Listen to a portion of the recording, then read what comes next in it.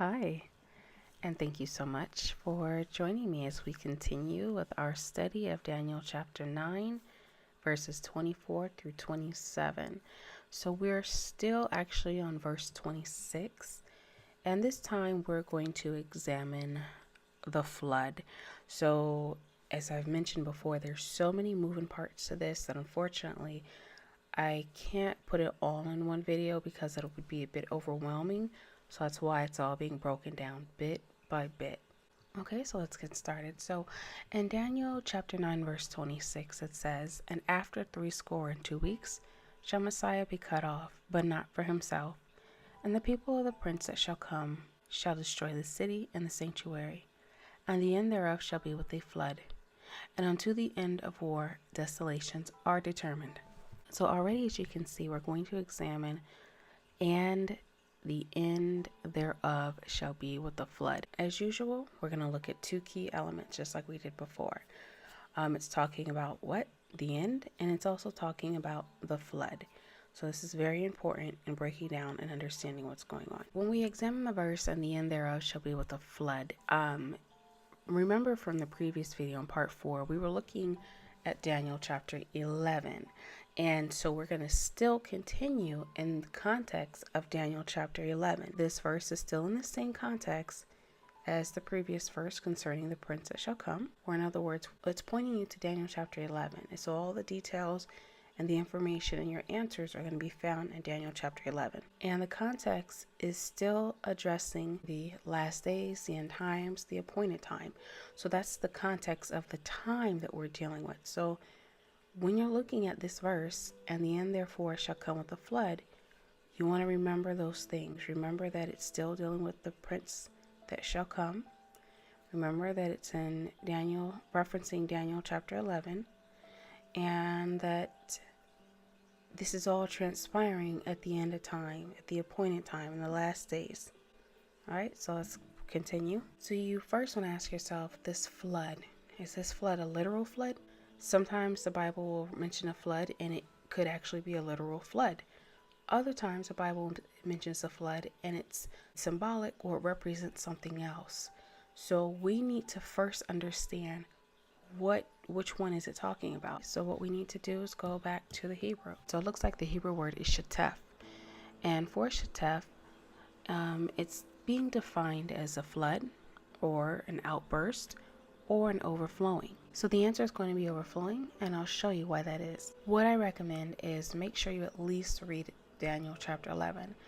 One of the things, if you look through Daniel chapter 11, is you're going to see the word overflow and pass through. You're going to see that pop up several times actually in the course of this entire chapter. When we look at Daniel chapter 11. Now, mind you, Daniel chapter 11 is about this battle and this back and forth between the king of the north and the king of the south.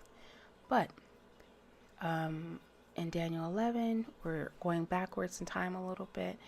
And there is this uprising, of course. "But his son shall be stirred up and shall assemble a multitude of great forces." So already we're seeing a military force because it's an assembly of a multitude, which are Gentiles, and of great forces. So a military force, a fighting force. "And shall certainly come and overflow and pass through." So there's the word overflow. So I'm not really going to read the whole passage. I just wanted to point out the highlighted parts about it. Same thing with Daniel 11, 20 through 22. And what we see, we're just going to skip to the underlined part. "He shall come in peaceably and obtain the kingdom by flatteries." So already we're dealing with obtaining a kingdom. Now, of course, it looks like if the next verse, it went from being peaceful to being taken by force, because it says arms of a flood.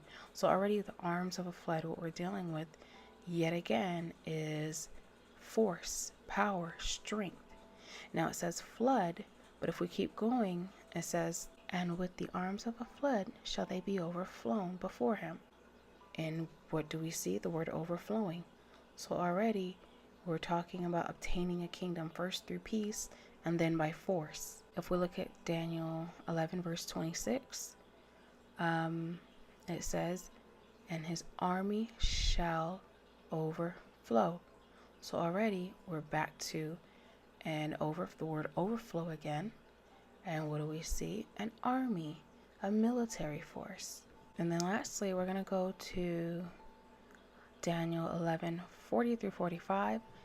And it says, at the time of the end shall the king of the south push at him, and the king of the north shall come against him like a whirlwind with chariots, and with horsemen, and with many ships.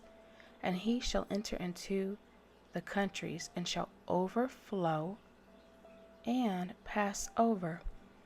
So yet again, notice it says at the time of the end. So that was one of the elements we needed to look at, right? Was it's dealing with the end time. So all of this is happening in the end times, the last days. And then as we continue, we see chariots, we see horsemen, we see ships. So we're back to yet again a military force. And these military forces are doing what? They're entering into these countries. And how are they entering into them? Or when they enter into these countries, what are they doing?